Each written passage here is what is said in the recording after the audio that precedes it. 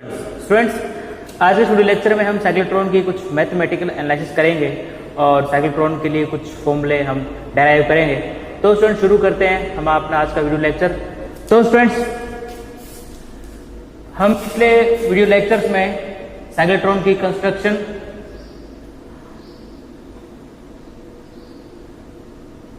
तो स्टूडेंट्स पिछले video lecture में हमने साइक्लोट्रॉन की कंस्ट्रक्शन और इसकी वर्किंग को समझा था। तो स्टूडेंट्स, आज हम कुछ मैथमेटिकल फॉर्मूले डेराइव करेंगे। स्टूडेंट्स, बड़े सिंपल से फॉर्मूले हैं स्टूडेंट्स ये, और यदि आपने मेरे पिछले वाले वीडियो लेक्चर देखे हैं तो स्टूडेंट्स आपको इन फॉर्मूलों को डेराइव करने में कोई दिक्कत नहीं होगी। राइट स्टूडेंट्स, तो स्टूडेंट्स आपको पता है कि साइक्लोट्रॉन में दो डीज होती हैं। राइट स्टूडेंट्स, और इन डीज में कोई भी पार्टिकल जो इसके सेंटर पर रखा जाता है वो पार्टिकल इस तरीके से सर्कुलर पाथ में मोशन करता हुआ ऊपर की तरफ बढ़ता है। राइट स्टूडेंट्स, अब स्टूडेंट्स हम इसके एक सर्कुलर पाथ का एनालिसिस करेंगे। तो स्टूडेंट्स, अब मान लेते हैं कि ये हमारा पार्टिकल है स्टूडेंट्स, और जो पार्टिकल है स्टूडेंट्स इस तरीके से सर्कुलर पाथ में मूव कर रहा है। राइट स्टूडेंट्स, अब स्टूडेंट्स इसका एनालिसिस करने के लिए हमने मान लिया स्टूडेंट्स कि जो पार्टिकल है हमारा इस तरीके से सर्कुलर पाथ में मूव कर रहा है। राइट स्टूडेंट्स, अब स्टूडेंट्स क्या है कि आपको पता है कि चूंकि ये पार्टिकल चार्ज पार्टिकल है और इसका चार्ज पॉजिटिव है, और स्टूडेंट्स ये पार्टिकल मैग्नेटिक फील्ड के परपेंडिकुलर मोशन कर रहा है स्टूडेंट्स, इसलिए इस पर एक फोर्स लगता है जिसको हम कहते हैं Lorentz force, F equals to Q V cross B. अब स्टूडेंट्स ये जो लोरेंज फोर्स होता है स्टूडेंट्स हमेशा सेंटर की तरफ लगता है। राइट स्टूडेंट्स, अब स्टूडेंट्स मैंने आपको पिछले वीडियो लेक्चर में भी ये बताया था कि यदि इस पार्टिकल पे लोरेंज फोर्स नहीं लगता तो स्टूडेंट्स इस पार्टिकल का मोशन सर्कुलर नहीं हो सकता था। अब स्टूडेंट्स इसका मतलब ये है कि ये जो F equals to Q V cross B है, यानी जो लोरेंज फोर्स है वही स्टूडेंट्स इस पार्टिकल को इस सर्कुलर पाथ में मूव करने के लिए जरूरी सेंट्रीपिटल फोर्स को प्रोवाइड करवा रहा है। राइट स्टूडेंट्स, इसका मतलब चूंकि स्टूडेंट्स यहाँ पर मैग्नेटिक फील्ड इस वेलोसिटी v के परपेंडिकुलर है, इसलिए हम इसको ऐसे लिख सकते हैं क्यू वी बी और sine 90। Right students, F equal कितना होगा Q V B. Right students, तो इस प्रकार से स्टूडेंट्स हमने इस फोर्स का मैग्नीट्यूड ज्ञात कर दिया क्यू वी बी। राइट, कहने का मतलब ये स्टूडेंट्स इस फोर्स की वैल्यू कितनी है, F equal to Q V B. अब स्टूडेंट्स ये जो फोर्स होगा क्यू वी बी ये ही इस पार्टिकल के लिए सेंट्रीपिटल फोर्स का काम करेगा। राइट स्टूडेंट्स, और आपको पता है स्टूडेंट्स कि जब भी कोई पार्टिकल सर्कुलर पाथ में मोशन करता है तो उस पर जो सेंटर के टुवार्ड्स सेंट्रीपिटल फोर्स लगता है स्टूडेंट्स उसकी वैल्यू होती है एम वी स्क्वायर अपॉन में आर। अब स्टूडेंट्स आर क्या चीज है, आर है स्टूडेंट्स इस सर्कुलर पाथ की रेडियस। राइट स्टूडेंट्स, वी क्या चीज है, वी है स्टूडेंट्स इस पार्टिकल की वेलोसिटी। राइट, और स्टूडेंट्स एम क्या चीज है, एम है स्टूडेंट्स इस पार्टिकल का मास, इस पॉजिटिव चार्ज पार्टिकल का स्टूडेंट्स मास मान लेते हैं एम है। राइट स्टूडेंट्स, अब स्टूडेंट्स ये जो लोरेंज फोर्स होगा स्टूडेंट्स ये एम स्क्वायर अपॉन में आर के इक्वल होगा। राइट स्टूडेंट्स, अब स्टूडेंट्स एक बार के लिए हम यहाँ पर मैग्नेटिक फील्ड की डायरेक्शन भी ड्रॉ कर देते हैं। व्हाइट बोर्ड के जस्ट आगे इलेक्ट्रोमैग्नेट का एन है और इस व्हाइट बोर्ड के पीछे स्टूडेंट्स इलेक्ट्रोमैग्नेट का एस है।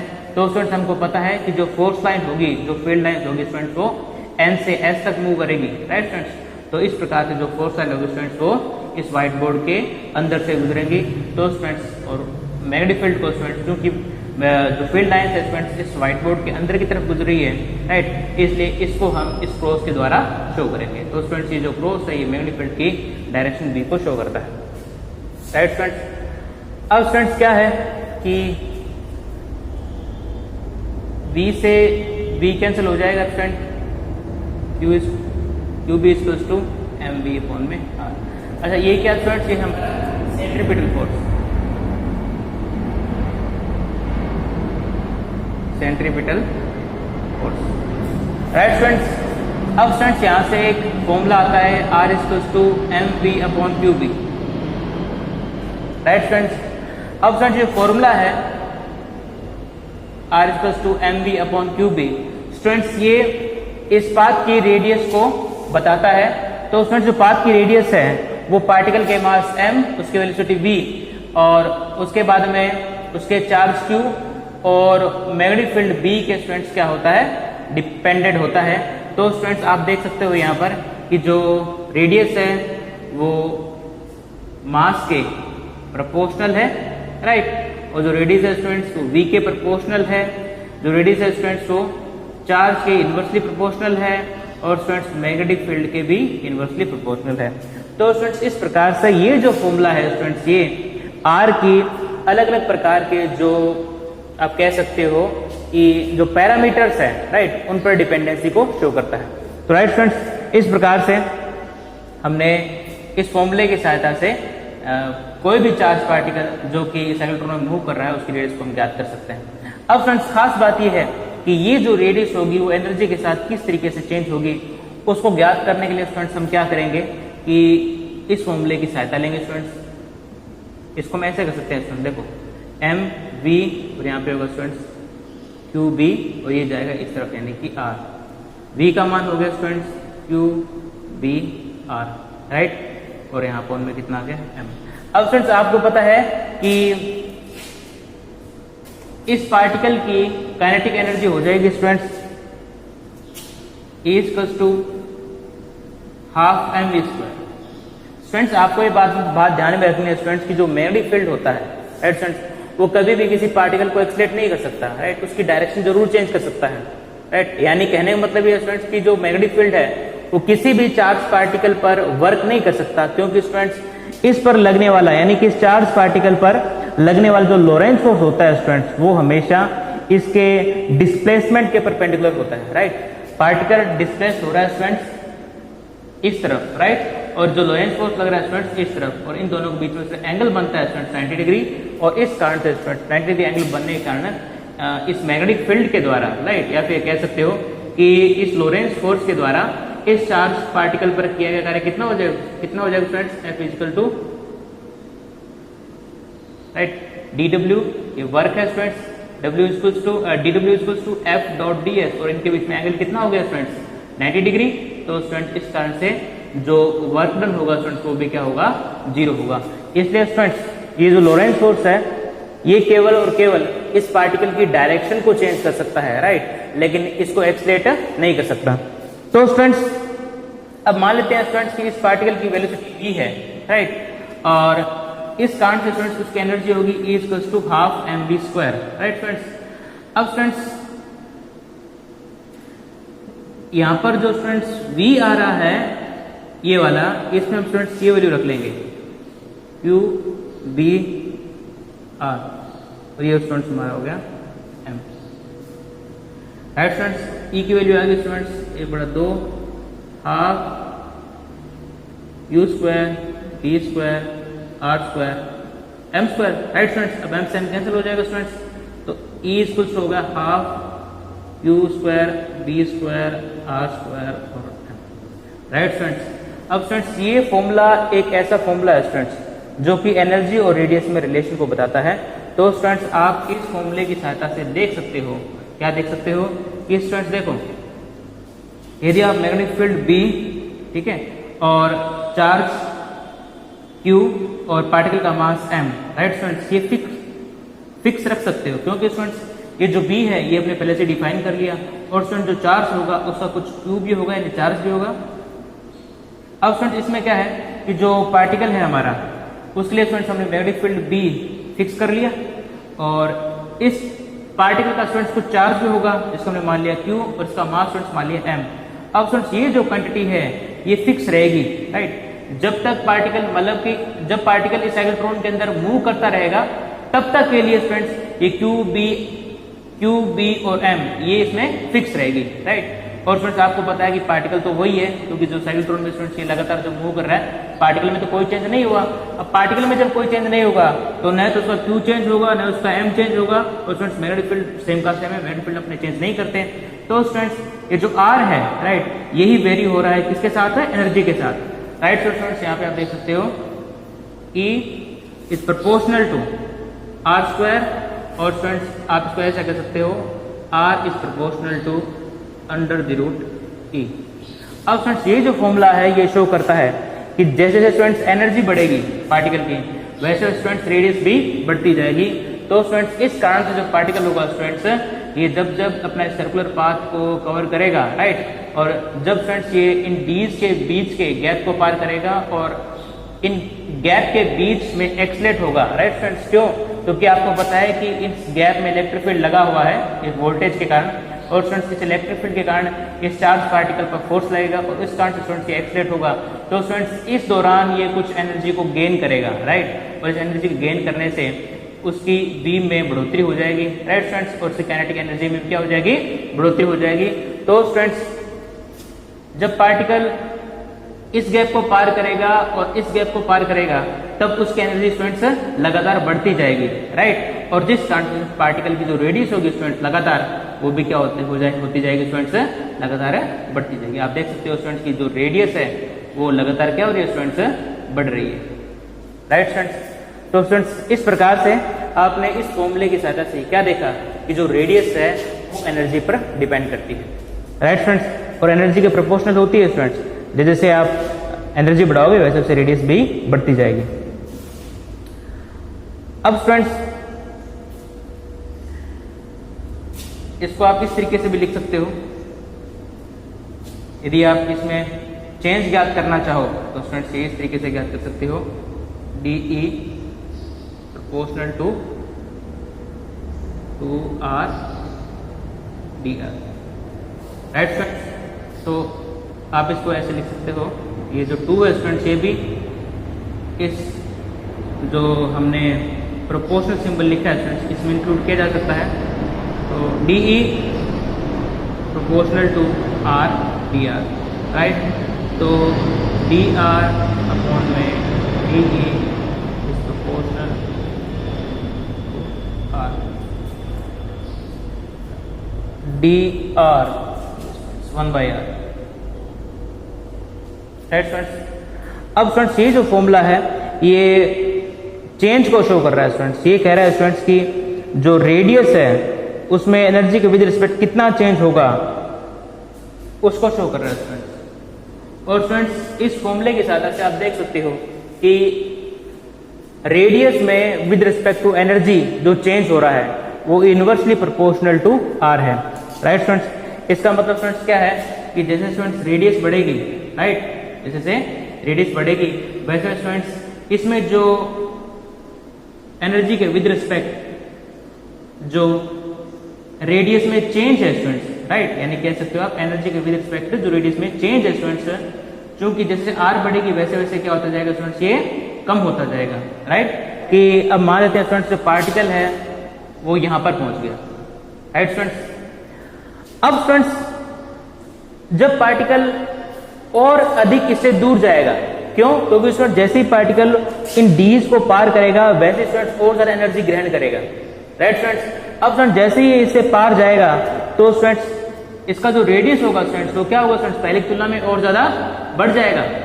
लेकिन स्टूडेंट्स ये फॉर्मूला शो कर रहा है कि जैसे R की वैल्यू बढ़ेगी स्टूडेंट्स वैसे वैसे इस dr में एनर्जी के विद रिस्पेक्ट जो चेंज होगा वो कम होता जाएगा राइट। इसका मतलब क्या है स्टूडेंट्स, एनर्जी तो बढ़ रही है लेकिन स्टूडेंट्स रेडियस स्टूडेंट्स उतनी नहीं बढ़ रही जितनी बढ़नी चाहिए थी राइट स्टूडेंट्स। इसका मतलब ये स्टूडेंट्स कि यहाँ पर जो रेडियस बढ़ी है उसकी तुलना में स्टूडेंट्स जब रेडियस ज्यादा हो जाएगी और उस केस में स्टूडेंट जब पार्टिकल एनर्जी गेन करेगा कब करेगा, जब इन डीज के बीच के गैप को पार करेगा तो स्टूडेंट्स तब इसकी जो रेडियस पहले की तुलना में जो बढ़ रही थी स्टूडेंट्स वो बढ़नी थोड़ी सी कम हो जाएगी।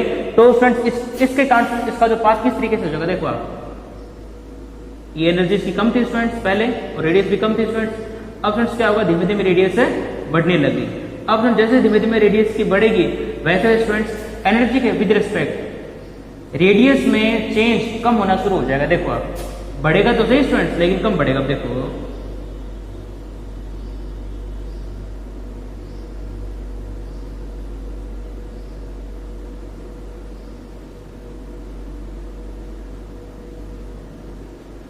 देखो स्टूडेंट्स, आपने एनर्जी इसकी बढ़ रही है, रेडियस बढ़ रहा है, लेकिन स्टूडेंट्स रेडियस में जो चेंज आ रहा है वो स्टूडेंट्स कम आ रहा है। यानी कि स्टूडेंट्स इन रेडियस के बीच का जो गैप है स्टूडेंट्स वो लगातार क्या होता जा रहा है स्टूडेंट्स, कम होता जा रहा है।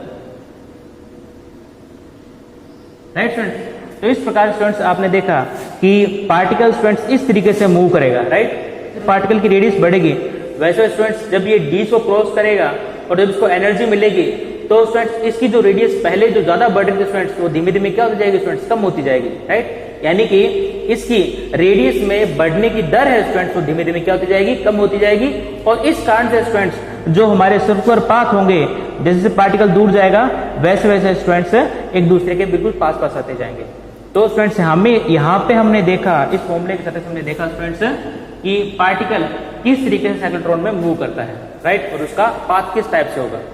राइट स्टूडेंट्स, अब स्टूडेंट्स हम इसकी साइक्लोट्रॉन फ्रीक्वेंसी ज्ञात करते हैं। साइक्लोट्रॉन फ्रीक्वेंसी ज्ञात करना क्यों आवश्यक है स्टूडेंट्स, इसलिए आवश्यक है क्योंकि साइक्लोट्रॉन की पूरी मैकेनिज्म इस फ्रीक्वेंसी पर डिपेंड करती है। राइट स्टूडेंट्स, अब स्टूडेंट्स किसी पर्टिकुलर मैग्नेटिक फील्ड के लिए और किसी पर्टिकुलर पार्टिकल के लिए ये फ्रीक्वेंसी स्टूडेंट्स अलग अलग हो सकती है।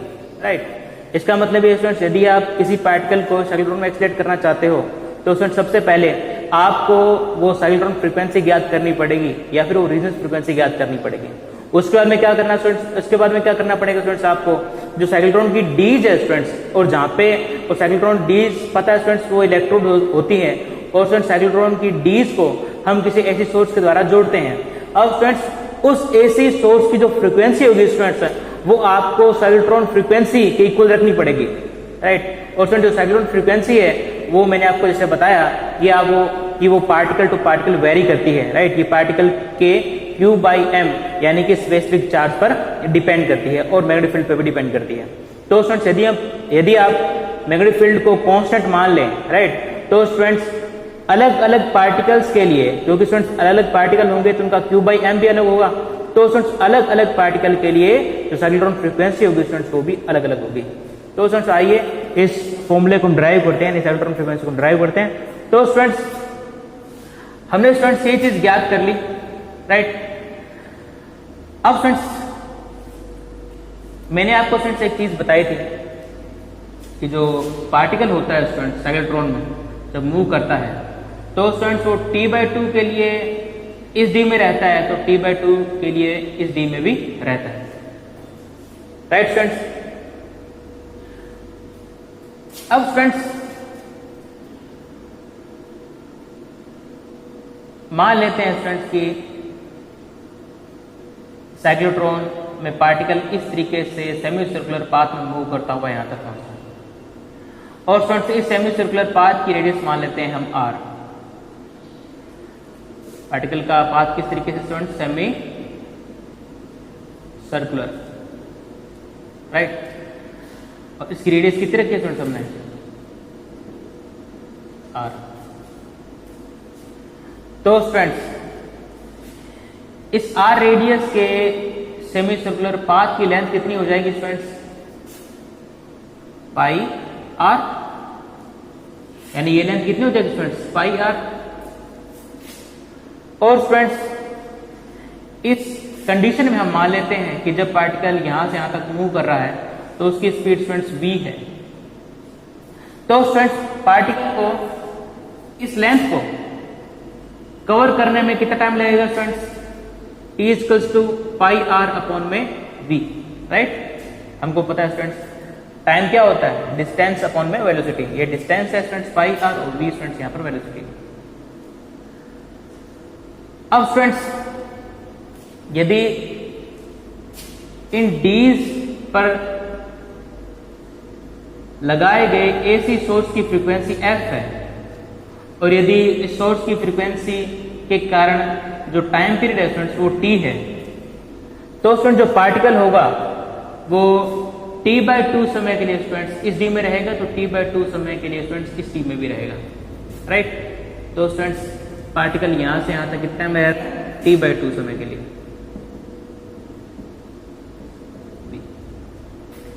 तो स्टूडेंट्स यहां से आप टाइम पीरियड ज्ञात कर सकते हो 2 पाई r upon b। Right students. अब स्टूडेंट्स हम क्या करेंगे, हमको पता है स्टूडेंट्स, मैंने आपको पिछले वीडियो लेक्चर में बताया था कि जो फ्रीक्वेंसी होती है स्टूडेंट्स वो क्या होती है 1/t यानी 1 टाइम पीरियड। इसका मतलब ये है स्टूडेंट्स कि प्रति सेकंड टर्न्स की जो संख्या होगी यानी कि पर सेकंड जो नंबर ऑफ टर्न्स होंगे उनको हम क्या बोलते हैं students, frequency.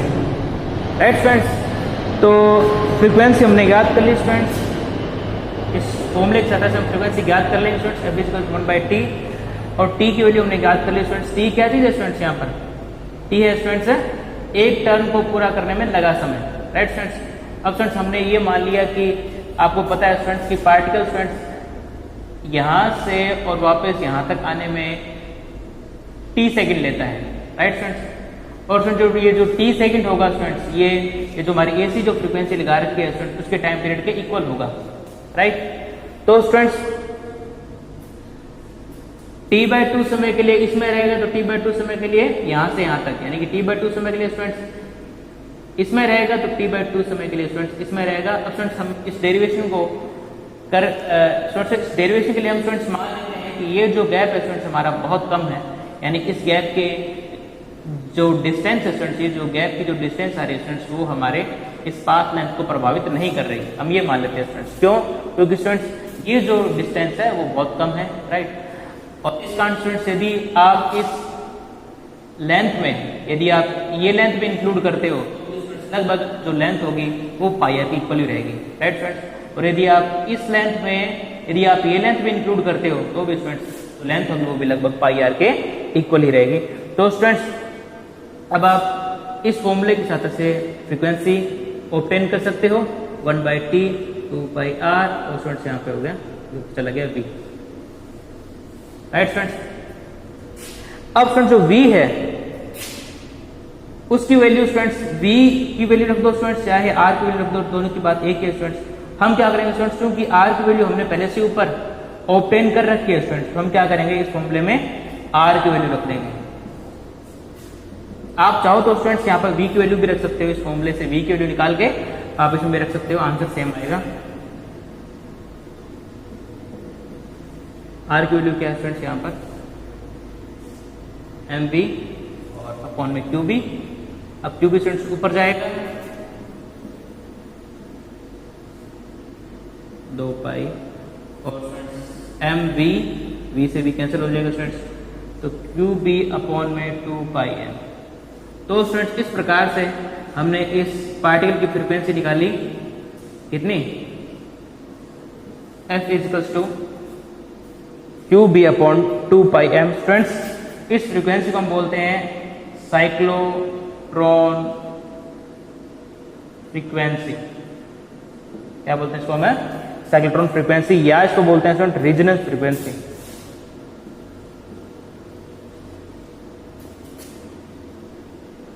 Resonance frequency. Right students, अब स्टूडेंट्स आप देख सकते हो कि जो साइक्लोट्रॉन फ्रीक्वेंसी है स्टूडेंट्स एक पर्टिकुलर यानी फिक्स मैग्नेटिक फील्ड के लिए पार्टिकल के Q/m यानी स्पेसिफिक चार्ज के प्रोपोर्शनल होती है। राइट स्टूडेंट्स, अब स्टूडेंट्स मान लो कि आप इस साइक्लोट्रॉन में ड्यूटेरियम और अल्फा पार्टिकल इन दोनों को एक्साइट करना चाहते हो, तो स्टूडेंट्स क्या इन दोनों के लिए साइक्लोट्रॉन अलग अलग बनाने पड़ेंगे? क्या एक साइक्लोट्रॉन से ही काम चल जाएगा? तो कहने का मतलब ये है स्टूडेंट्स कि क्या इन दोनों पार्टिकल्स को एक्साइट करने के लिए मैग्नेटिक फील्ड चेंज करना पड़ेगा? क्या मैग्नेटिक फील्ड चेंज करने की आवश्यकता नहीं है? तो स्टूडेंट्स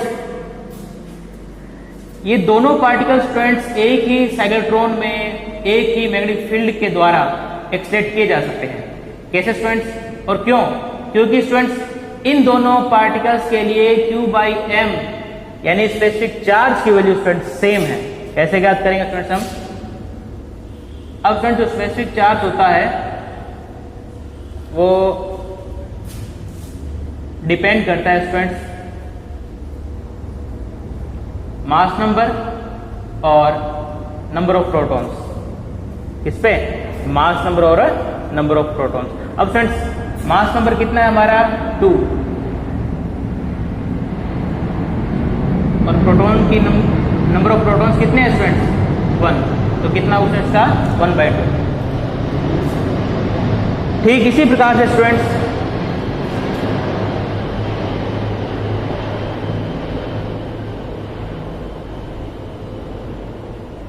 हम इस अल्फा पार्टिकल के लिए Q/m की वैल्यू निकाल सकते हैं। मास नंबर कितना है स्टूडेंट्स इसका 4। आपको पता है स्टूडेंट्स ये हमारा मास नंबर होता है और ये स्मार्ट स्टूडेंट्स हमारे नंबर ऑफ प्रोटॉन्स होते हैं और नंबर ऑफ प्रोटॉन्स कितने हैं स्टूडेंट्स 2, तो कितना आ गया रेशियो स्टूडेंट्स 1/2।